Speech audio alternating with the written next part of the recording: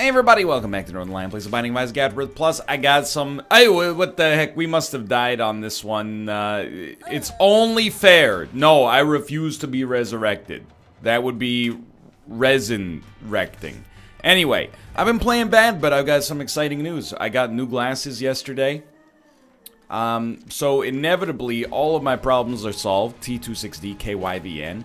I haven't gotten new glasses since the year 2016. It's a long time ago.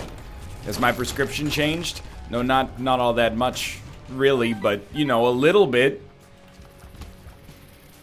You know, I know glasses are very common. It's not like it's one of those things where, you know, I don't know if you guys had to do this, but before gym class, in like every year in high school, we had to fill out a form.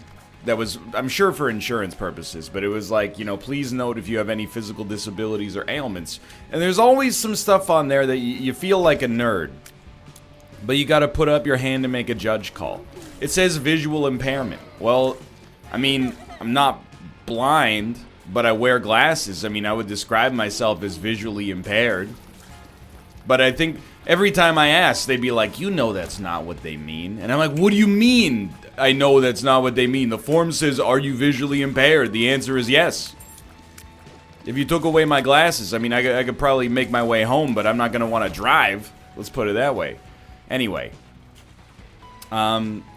It's weird, but what I was going to say is, you know, if you have glasses, you understand this. But if you don't have glasses, people always... They don't understand. They think it's funny, you know? Hey, let me take your glasses. Oh, I can't see with these on at all. Wow, your eyes are really bad. Thanks a lot. I really appreciate it. Yeah, no, see, I was just pretending to not know what things say. And then I thought I would wear these things on my face just for fun. Just to seem different. Why develop a personality when I could just get a pair of needless glasses instead? Anyway, I'm not trying to be, you know, like I have the hardest on earth. I'm bald and I have glasses, dude. Society's left me behind. But anyway, what's weird about it, I got two little glasses related bits here. I've been workshopping them. Probably not worth it, but that's okay. So the first thing is, it's almost weird to see better. My like I said, my prescription didn't change that much, but it changed enough that I'm like, okay, I can see how earlier, you know, like over the course of the past couple of years, my vision has probably been worse as a result of having a weaker prescription than was necessary. So it's strange, but it's almost, it's hard to get used to the fact that I can see a little bit better. It's also very weird, again, I feel like if you're not a glasses wearer, again, it's not like it's uncommon to wear glasses, but, you know, what you see is like a one-to-one fidelity of what your brain interprets, right? You actually, if you see the world better, oh, thank God for infamy, dude. You can't possibly understand or fathom what it's like to see the world worse, I guess, is where I'm trying to go with this. I mean, I'm getting pretty close to the line of like, no, yeah, but it's so hard. But I really mean like, you know, you should, if you don't have any sort of visual impairment, you should consider yourself lucky and blessed, okay? But, so it's taken me a little bit to get used to. Like, when I was on my way home, I was like, man, I can, like, see just a little bit better. Like, things that are a little bit further away, signs that are in stores that are further away, I can read them. Street signs, you know, 4 or 5 blocks away, I can start to, you know, make out the shapes on them. It's amazing. All just a little bit of curved glass, or whatever the heck the lenses are even made of these days. I don't know, polycarbonate or something. Let's be honest, I'm not a materials engineer. And then the second thing is, you know, it's the closest that, as a bald man, it's the closest that I can come to remembering what it's like to have a haircut. It's like when I first tried on the new glasses. Well, like, when I first, you know, went to ye old lens crafters and got him at least. And I ruined my deal with the devil chance, didn't I? I tried them on and I was like, these make me look like, you know, the picture of Drew Carey when he was in the Marines. You know the one I'm talking about, where everyone's like, you won't believe what Drew Carey used to look like. And I look like Kevin Costner from the what's that? The Dane Cook movie, Mr. Brooks. Looked like a 1950s dad who was like, you know, I don't want you hanging out with those kids who listen to rock and roll. And then I like ate lunch, and then I looked in the mirror again, and I was like, dang, dude, looking pretty fresh with those new glasses. You got that like Kevin Costner and Mr. Brooks thing going on. I like it, Poppy. Anyway, okay, I just see, I'm getting used to the new glasses. That's the only explanation for why I could possibly make a mistake like getting hit in a situation like that. That's a big one. You know, it's to say, I remember what it's like. You know, it wasn't that long ago that I was getting haircuts. I mean, it was literally over a decade ago, but, you know, it's not that long ago. I remember, you get a haircut, you know, you wake up in the morning feeling like P. Diddy or otherwise, and you go, oh, I really need a haircut. You know, hair's getting long, sideburns are starting to need a little styling of their own. You know how it is. People still, their sideburns still a thing? Anyway. I honestly don't. I see I'm out of the game. You go to the hair salon, you go to the barber shop, you go to the, you know, stylist, wherever you go, esthetician's office. You get your hair cut, you look in the mirror, you're like, oh my god, you're a professional at this? You made me look like garbage. Why did you ruin my life? You look at yourself in the rear view mirror in the car when you're driving home, you go, oh my god, this hair looks stupid, everyone's gonna laugh at me. You wake up in the morning, you look at yourself, and you're like, oh right, this is how I look. This is just totally normal. Your brain is like, I really think it's like an uncanny valley situation. Where your brain is like, I don't look like I used to look, and that's scary. And then after like 15 minutes, you know, the human mind is a wonderful thing. Your brain is just like, no, this is you now. And you're like, oh, okay, I'm used to it. Then, what's weird is I'll see photos of myself, you know, from like 10 years ago, and I'll be like, dude, what were you thinking with those glasses? But I'm sure 10 years ago, if I saw photos of myself with my new glasses, I'd be like, dude, what are you thinking with those glasses, you know? Times change. Styles change. Give me Black Candle. Gimme, gimme, gimme a candle for evil. That's ABBA. Look it up, sweetheart. Anyway, that's my bit. I got new glasses. Also did my peripheral. Oh my god, I'm so bad. Hold on. This calls for hydration. I did my peripheral field test to see if I have, you know, if I'm at risk for glaucoma, essentially.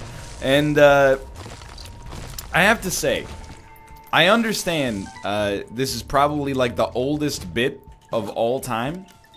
But they explained it to me multiple times, despite me not asking about it. And I'll get back to that in a second. But they were like, okay, so here's your results. We don't know what they are, but once a doctor looks at these, they'll call you if there's a problem. If they don't call you within a week or so, there's no problem. You got nothing to worry about. Now, again, oh my word, dude, I'm terrible. This was explained to me independently by multiple people who worked there. And inevitably, the reason it was explained to me by multiple people, I have to imagine, they get calls on the regular that are like, hey, I haven't heard back about, you know, the results of my test. Have you guys looked at it yet? And they go, well, if you don't get a call, that means things are probably good. I'm not a systems engineer, a process, or a business analyst, etc., etc. Why not just have the doctor give you a 10-minute voicemail? Not a 10-minute, 10-second voicemail after they look at your results, okay? If the results are fine, have the administrative assistants at the clinic give a quick call. Hey, the doctor looked at your test. He says you got nothing to worry about. You're good. Why have this weird system in play where, you know, hey, they'll probably get back to you within 5 business days. If you don't have a call within 5 business days, you're probably okay. Except maybe, I don't know, they were just busy on one day and 7 business days later they're gonna call you and be like, hey, by the way, buddy, you got glaucoma. I'm not even anxious about the whole glaucoma thing. I just don't understand why. I mean, I get the doctor's time is, I mean, it's perhaps not nice to say, but the doctor's time is precious. Their time is worth more. I mean, just on a fiscal level, not on like a, you know, a human level, but is worth more than some of the other people at the clinic. I respect that. But at the same time, it really just seems like, hey, you know, Tom, man in the front desk, could you give a call to, you know, patient number 75 and let him know, you know, his eyes are all frigged up and he's got to come back in? Or, hey, Tom, you know, I looked at that dude's tests. Why not just give him a call and let him know he's good to go? Again, the reason I bring it up predominantly is because I know that the reason they told it to me 10 different times is because they're getting calls. You know, hey, have you guys looked at my eye results yet? I'm just saying, there's a very simple way to sort this out. That's my 2 cents. Now, I don't know, maybe somebody here works in the health professional field. Maybe there's another reason I have not considered for why the doctor doesn't waste your time by giving you a phone call if your results are good. Again, I get that they're busy, but, you know, you ever hear about the fine art of delegating? You didn't learn that in 25 years of school to become an ophthalmologist? I mean, I still struggle with it myself, and I'm also very smart, so I understand. But still, you know, we could all work on it together. It's just from a process analyst standpoint, where I'm like, just... Maybe there's an ethical... I know that sounds weird, but like an ethical issue that, you know, maybe it's... people are so conditioned to believe that the only time they get a phone call from a doctor is when it's bad news, that they can't change now, because when you got a voicemail that was like, hey, it's Dr. Timothy, please call me back, you'd be like, well, that's it. I have eye dysentery. Goodbye, everybody. I've got to go. I have to apologize, by the way. I'm just like, it's been a bad week and a half for Isaac. You know, I can't say that we have amazing stats on this run. That would be a misnomer, without a doubt. But we're taking a lot of damage we shouldn't be taking. At this point, like, I better have glaucoma, just to give me a reasonable excuse for the level of play. Okay, now, crush him like so. You know what, I'm curious enough, I've started to institute a Google policy in my videos. I can Google one important thing per video if necessary. Why don't doctors call with test results? Let's see.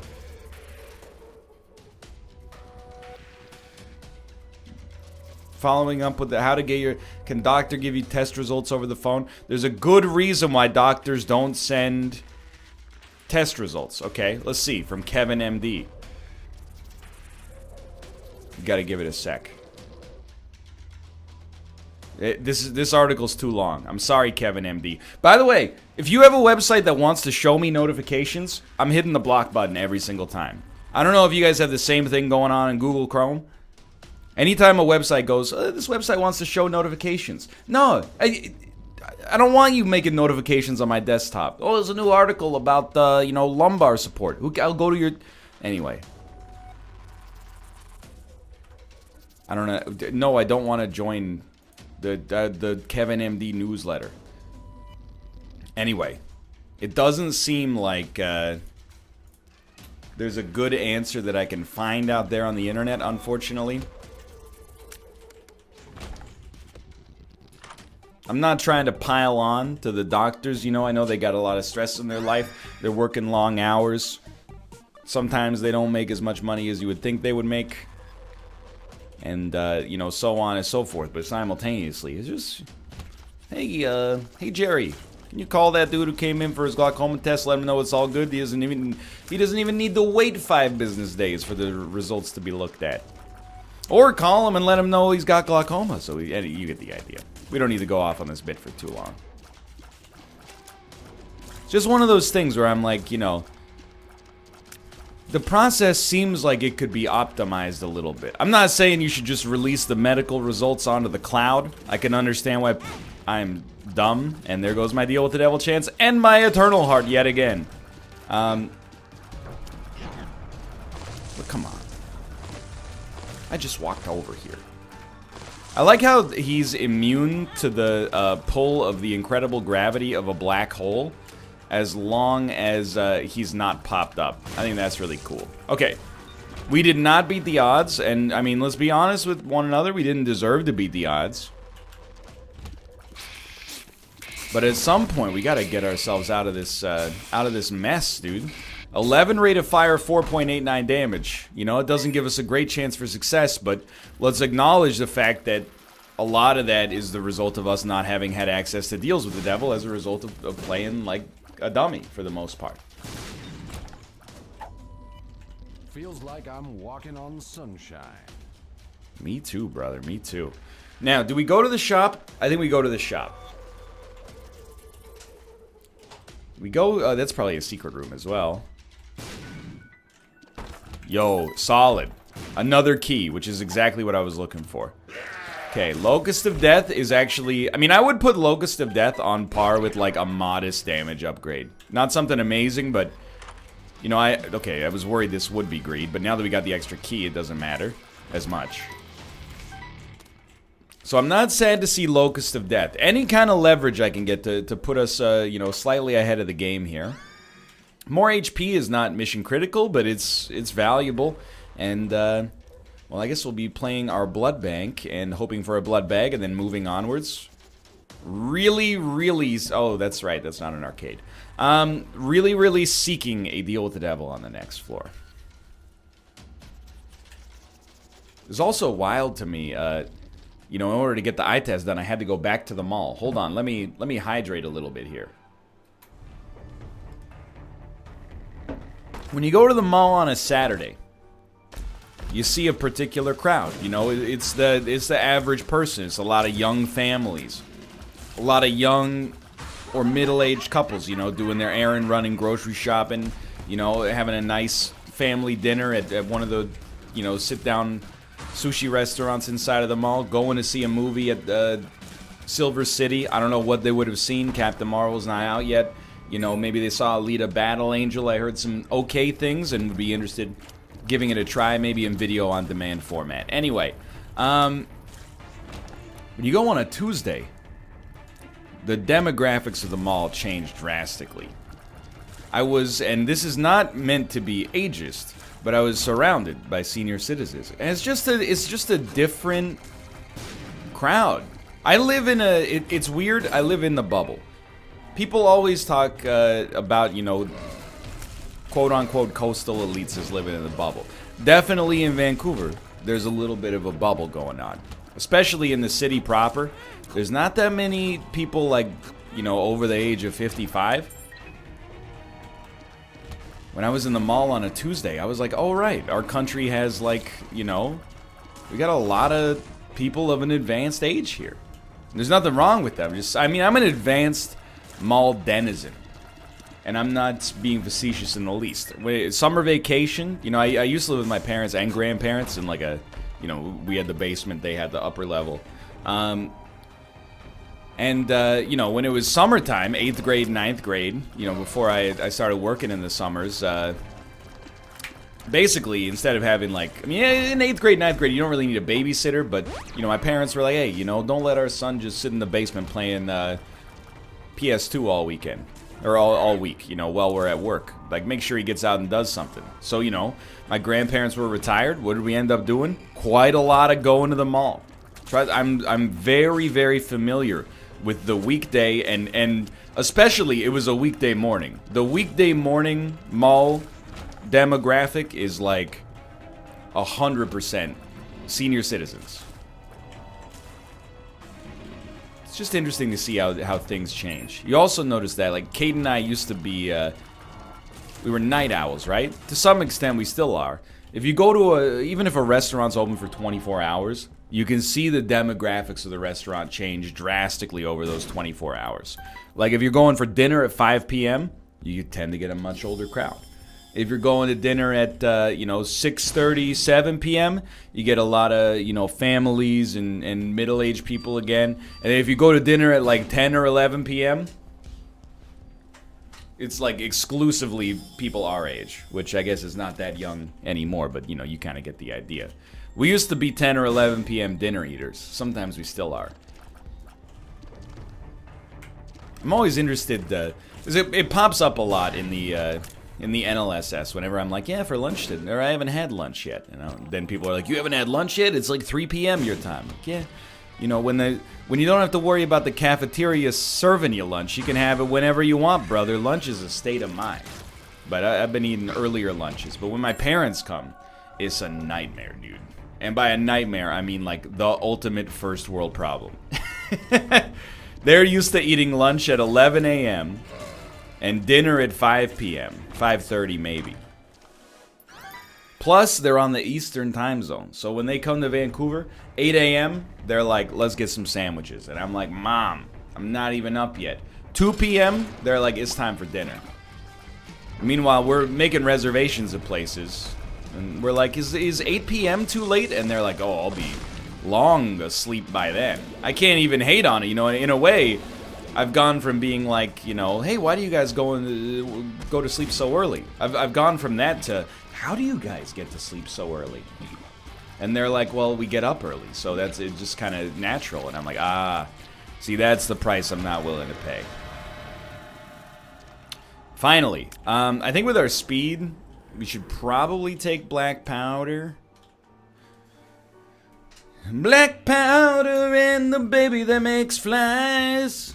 Is this, you might not know that. I think it's a Canadian song. It's called Black Velvet by Alyssa something? I don't know. I gotta be honest, unless you're a top tier Canadian band or artist like Alanis, or you're named after a small city in Canada, like Chilliwack, for example, I'm not gonna know the name of your band, I'm sorry to say. It's hard, you know, I feel for you if you're trying to make a band name in the year 2019, because they're all taken. I mean, there's probably still some American states left, right? Like, obviously Kansas has been taken. Chicago, I get that's not a state, but you know what I mean. Boston, you know, I don't think there's been a Los Angeles yet. If you got a West Coast kind of, you know, crotch rock style. We are the Saints will take your life away. Okay, that's Saints of Los Angeles by I forget what band. It was like Motley Crue after they came back from retirement. Anyway, probably questions that are unlikely to show up on Jeopardy. Let's put it that way. Anyway, I've returned from the mall. The return from the mall once again. I could have gone for Boss Rush. I decided not relevant to my interests. Let's go to the shop instead. We're lucky to be where we're at in this run as is.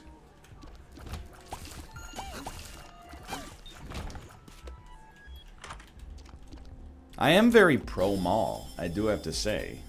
I feel like the mall has a reputation as a little bit of a cultural wasteland. And it's not a cultural wasteland, but I don't know, like, I got no problem with the mall. It's just convenient, right? Well, it's convenient and it's inconvenient. What's convenient is, you know, 500 stores in one location. I mean, the Metrotown Mall, it's got a Walmart. It's got a large Asian grocery store. It's got a real Canadian superstore, which is kind of like, you know, a Walmart, but for specifically groceries. You know, and those are just the big ones. It's got a Hudson's Bay Corporation. I think it's got a... probably used to have a Target, but those have gone out of business. It's got a movie theater, you know, it's got a court of food, a whole court specifically designed for food. And let me say, in the court of foods, I am Chief Justice. 2 of clubs.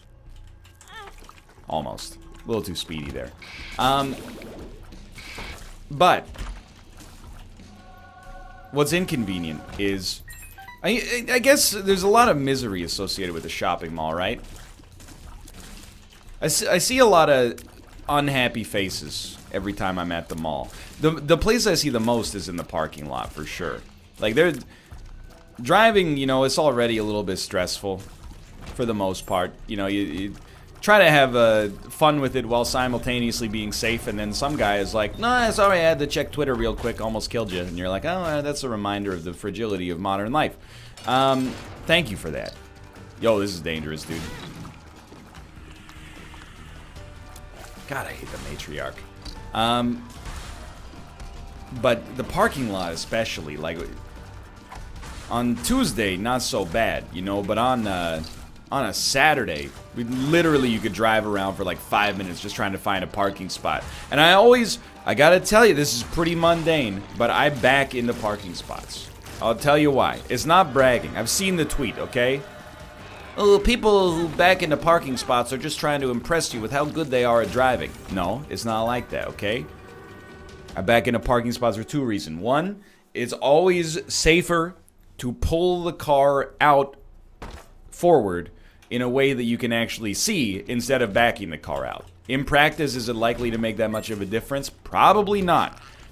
But, you know, to be able to see, you know, what's coming down the road is a lot, I feel like it's safer. You know, you tend to be, it's not like when you're backing in, somebody's not going to be paying attention, they're just going to slam into you, you know? But if you're backing out, you know, someone might look to the side for 3 seconds, and then all of a sudden they don't see that you've edged your car out there, and you get the idea. The other reason is that I have a backup camera, and if you've never used a backup camera, it's easier to, and you're not going to believe this, perhaps, is easier to park in reverse with a backup camera than it is to park forward using your eyes. Because the backup camera is 100% from the perspective of where your car's end is going. Like, pulling into a parking spot, it's not like a challenge. You know, if you can't do that, you gotta redo your driving test for sure. But backing into a spot, as long as the spot is like 1.05 times the width of my car, I can make it with the backup camera. Not because I'm a spectacular driver, but because all you gotta do is you just match up the lines with where you're trying to go. It's exceedingly simple. Very good fight. Deal with the devil. We at least got 2 of them. We tried to recoup our investment. Hold on, another quick little hydration here.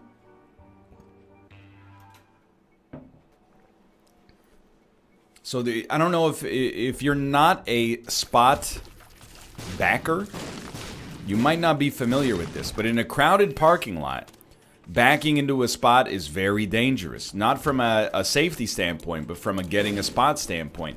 Because, you know, you got a spot on your right, you put on your right signal light, you drive slightly past the spot so you can safely back into it. All of a sudden, the dude behind you gets right on your butt and then just turns into the spot. And then you got to decide, you know, am I going to get into a YouTube road rage compilation video as a result of not finding a parking spot at the Metrotown Mall? That seems a little bit, you know, not beneath me, but beneath human beings in general. But at the same time, am I gonna let this scumbag get away with it? Oh, sorry, you had your signal light on, but I didn't think you were actually gonna turn right. You know?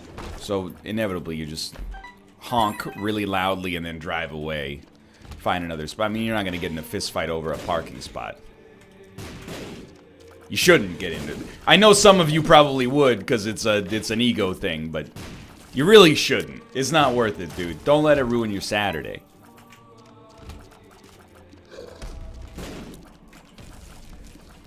How many people do you think, and I'm not saying it has to have happened once. That's one of my least favorite, I don't know what you call it.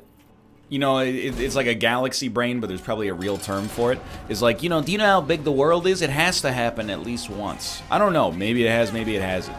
But do you ever think somebody has simultaneously cussed somebody out for stealing their parking spot? Well, Joni Mitchell's Big Yellow Taxi played. You know, they paved paradise, put up a parking lot. Oh, hell yeah, Joni. I hate when they pave paradise and put up a parking lot. At the same time, yo! You jabroni, you took my spot, dude! Trying to park here at the Paradise parking lot. If only there was one more spot. Ooh, bap, bap, bap. Please. This is still losable, and that does not help very much, to be honest with you. No, I don't want the poop. I don't know, y'all. I feel like this is a situation where we would be very ill-advised to use data miner. God, I hate this room. I don't dislike this room if you have piercing shots. I just hate this room otherwise. Krampus' head also would have crushed it. So I don't mind getting hit a little bit. You know, I'm hoping we get some more red chests, of course. Or not red chests, red hearts. I mean, red chests could be fine as well, but... some more red hearts would be nice, and then, you know, save the sun card. If you carry the sun card into the blue baby fight, it's a guaranteed win. If you don't carry the sun card in the blue baby fight, we're probably still pretty well off just as a result of the fact that it exists to begin with here. Help.